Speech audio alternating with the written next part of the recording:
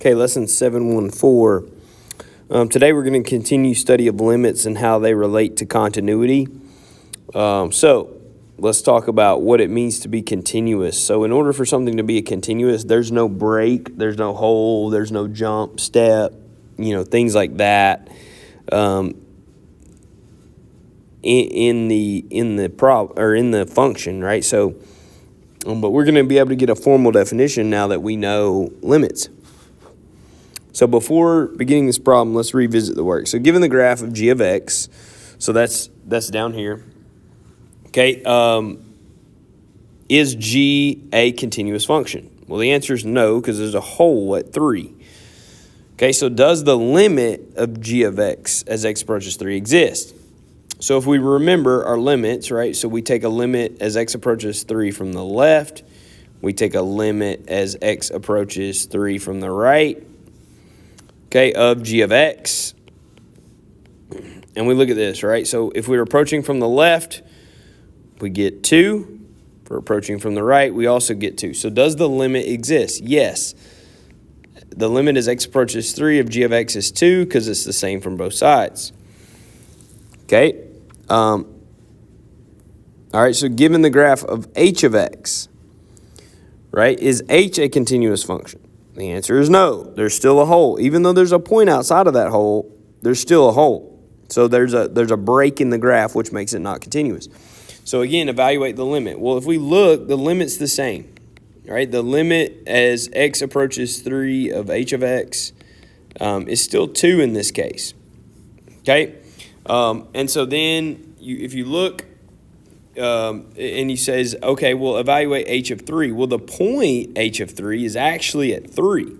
So the limit is approaching 2, right? But the point's at 3, 3. So does h of 3 affect the limit? No, right? Like the limit is what we're approaching. The point is just the point, right? They're different. So for the purpose of defining a limit, does it matter if the function value does not equal the limit value? No, right? It doesn't matter in the sense of the function, right? If the function value does not equal the limit value, is the function continuous? Well, in this case, the function is not continuous because there's a hole, there's a break, right? So there's a 3-part definition of continuity. Number 1, and I just like to say this like this. The point exists. There is a point. So just like we had here, there's a point, 3, 3.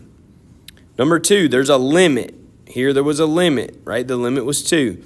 And then the last thing that makes it continuous is these have to be equal. So in our case, they were not equal, so it made them not continuous. If they are equal, then it is a continuous function. Okay? So let's keep going here, 745. Okay, determine whether the function is continuous at the point. So here's the thing. Does the point exist? So if we have f of negative 3 and we plug this in, 1 over negative 3 plus 3, that's 1 over 0. The point does not exist, so it is not continuous. Okay, let's look at b. G of 0 is 2 to the 0. That's a value of 1. So we have the point 0, 1. So the point exists, 0, 1. Okay, now the limit as x approaches 0 of 2 to the x. That is also 1. So the point exists, the limit exists, therefore, and they're the same, so therefore it is continuous. Okay, C. We have P of 2. Okay, well, which equation do we use when we're plugging in the point? The top, because it's equal to 2. So we're plugging into the top. So this would be 2 times 2 plus 3. So that's 7, right? And then the limit. Okay, the limit as x approaches 2. Well, now, in this case, because it's a piecewise function, we'll have to do it from the right and from the left because that's our boundary point. So if we do that from the right, we're talking about greater, right? So we're talking about x squared plus 2. And if you plug that in, you get 6. And then if you plug it in from the left, you use 2x plus 3. and you will get 7. These are not the same, so therefore the limit does not exist. So therefore it is not continuous.